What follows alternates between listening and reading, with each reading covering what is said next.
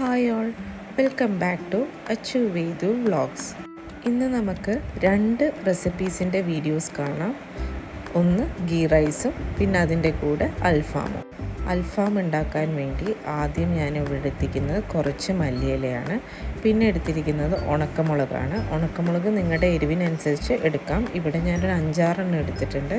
അത് നല്ല ചൂടുവെള്ളത്തിൽ ഒരു 10 മിനിറ്റ് സോക്ക് ചെയ്ത് വെച്ചു. എന്നിട്ട് ഒന്നത് ആറിയേ പിന്നെ ഞാൻ സ്ട്രെയിൻ ചെയ്തെടുത്തതാണ് കേട്ടോ അത്. ഇനി അതിലേക്ക് ഒരു 4 വെളുത്തുള്ളി ആഡ് ചെയ്യാണ്.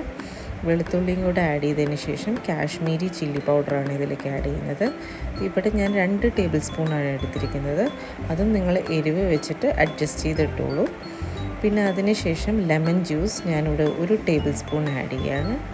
ഇനി ഇതിലേക്ക് ഞാൻ ഒലീവ് ഓയിലാണ് ആഡ് ചെയ്യുന്നത്. നിങ്ങൾക്ക് ഫ്ലേവർലെസ് ആയിട്ടുള്ള ഏത് ഓയിൽ വേണമെങ്കിലും എടുക്കാം, സൺഫ്ലവർ ഓയിലോ ഏത് വേണമെങ്കിലും എടുക്കാം. ഇനി ഇത് നല്ല ഫൈനായിട്ട് അരച്ചെടുക്കുക. വെള്ളമൊന്നും ചേർക്കരുത്. വെള്ളം ചേർക്കാതെ തന്നെ നല്ല ഫൈനായിട്ട് അരച്ചെടുത്തതിന് ശേഷം കൊണ്ടുവരാം. അപ്പോൾ ഇതാണ് മസാലയുടെ ഒരു കൺസിസ്റ്റൻസി എന്ന് പറയുന്നത്. ഇനി ഞാനിവിടെ ഒരു ഫുൾ ചിക്കൻ 4 പീസായിട്ട് കട്ട് ചെയ്തതാണ് എടുത്തിരിക്കുന്നത്. അത് നന്നായിട്ട് വരഞ്ഞു കൊടുത്തിട്ടുണ്ട്. അതിലേക്ക് ഈ മസാല നന്നായിട്ട് മാരിനേറ്റ് ചെയ്ത് കൊടുക്കുവാണ്.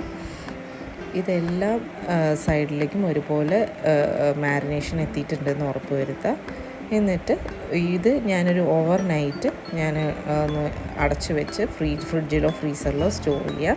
നന്നായിട്ട് മസാല പിടിക്കാൻ വേണ്ടിയിട്ടാണ്. എന്നിട്ട് മസാല നന്നായി പിടിച്ചതിന് ശേഷം നമുക്കിത് ഗ്രില്ല് ചെയ്തെടുക്കാം. ഇവിടെ ഞാനിപ്പോൾ ഗ്രില്ല് ചെയ്യുന്നത് എയർ ഫ്രയറിലാണ്. നിങ്ങൾക്ക് എയർ ഫ്രയർ ഇല്ല എന്നുണ്ടെങ്കിൽ ഓയിലും ഫ്രൈ ചെയ്തെടുക്കാം, പക്ഷേ അത് കുറച്ച് സമയം പിടിക്കും. ഇപ്പോൾ എയർ ഫ്രയറിൽ ഞാനിവിടെ ഒരു 190 ഡിഗ്രി സെൽഷ്യസിൽ ഒരു 20 മിനിറ്റ് ഒരു സൈഡും പിന്നെ തിരിച്ചിട്ടിട്ട് വീണ്ടും ഒരു 20 മിനിറ്റും അങ്ങനെയാണ് കുക്ക് ചെയ്തെടുത്തിരിക്കുന്നത്.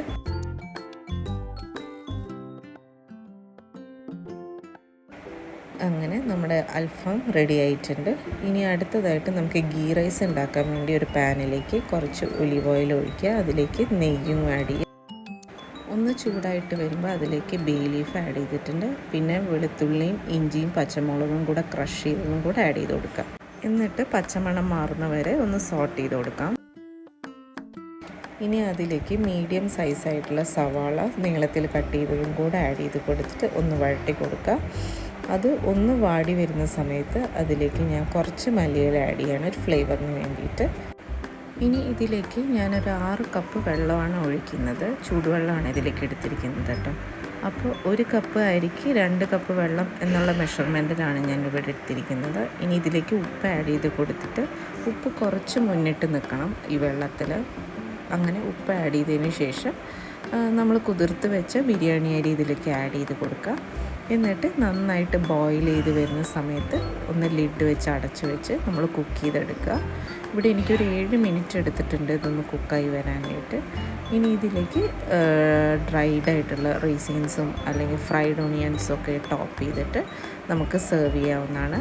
ഇത് നിങ്ങൾ വീട്ടിലെല്ലാവരും ട്രൈ ചെയ്ത് നോക്കുക. ഇഷ്ടപ്പെട്ടാൽ നമ്മളുടെ ചാനൽ ലൈക്ക് ചെയ്യുക, സബ്സ്ക്രൈബ് ചെയ്യുക, നമ്മളെ സപ്പോർട്ട് ചെയ്യുക. Thank you for watching.